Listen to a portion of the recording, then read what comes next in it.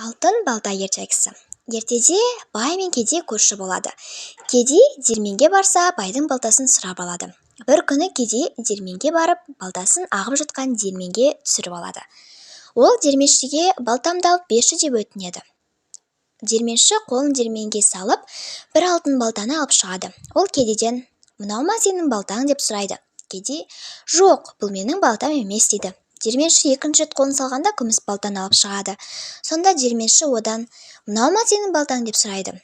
Сонда ол: «Жоқ, бұл да менің балтам емес» дейді. Сонда диірменші үшінші қолын салғанда бір ағаш балтаны алып шығады. Ол кедейден: «Мынау ма сенің балтаң?» дейді. Сонда кедей: «Я, бұл менің балтам» дейді.